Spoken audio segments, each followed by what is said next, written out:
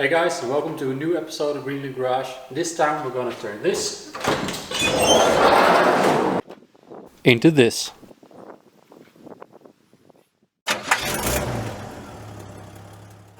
So what we're gonna need is some struts to hold up the door. I've got a few hinges, we'll probably just use 2 of them. And some mounting hardware to mount the struts. I'll post links up below the video so you can check that out if you want. First we're going to remove the door and all of the hinges attached.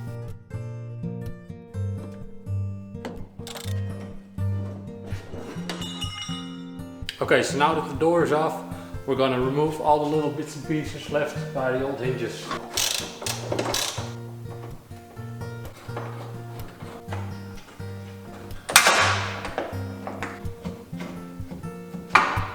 Put the door back in with the hinges. I'm gonna need a little help, so my friend Sergio is on his way and he's gonna help me out.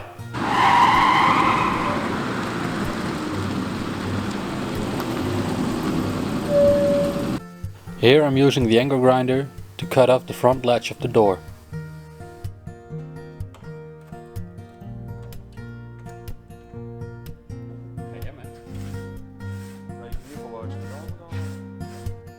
Here we are measuring the door skin thickness to make sure the hinge will be on the outside of the door skin.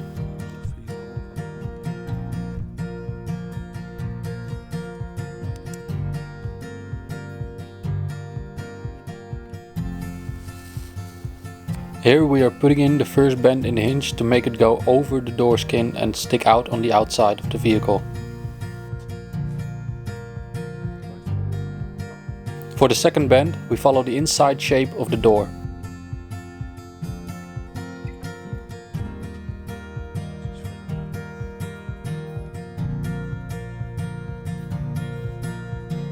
As you can see, the hinge sticks out on the outside of the door skin, and on the inside the second bend will go under the weather stripping. We're using a ladder to set up the height of the door. You can also use a piece of wood for the correct height.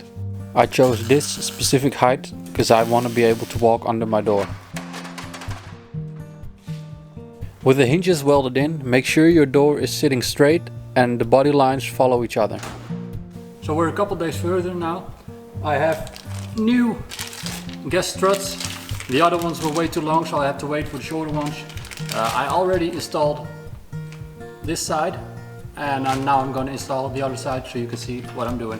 They are 400 Newton each, so 800 Newtons in total. Always make sure when you mount gas struts like this that you mount them with the rod facing down. Normally you would see the rod facing up.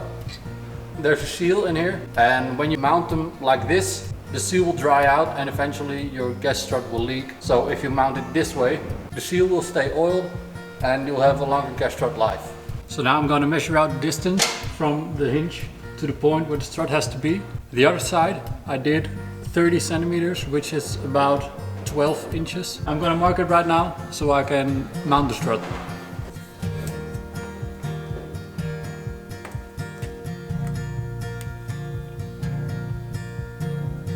I'm mounting the top bracket first with some self-tapping screws.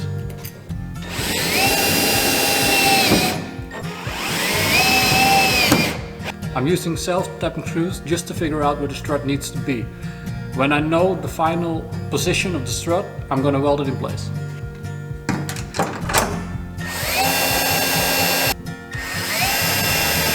I've mounted these triangles with the strut facing inward, so it clears the door when it's closed. So I've got my hinges set up where I want them to be. Now I'm going to clean the paint so I can weld the hinges onto the body. Always remember, don't listen to your angle grinder because it'll hurt your ears. And always do the safety squint.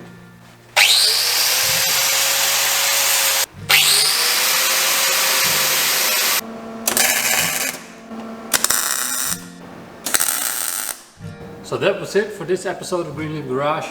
If you have any questions, just comment down below and I'll try to answer all of them. I'll leave a link in the description for the gas struts and the hinges, just about everything you might need for this conversion. I hope you liked it, I hope you learned something, and please share your Gullwing conversions with us. Thanks for watching, and I'll see you in the next video.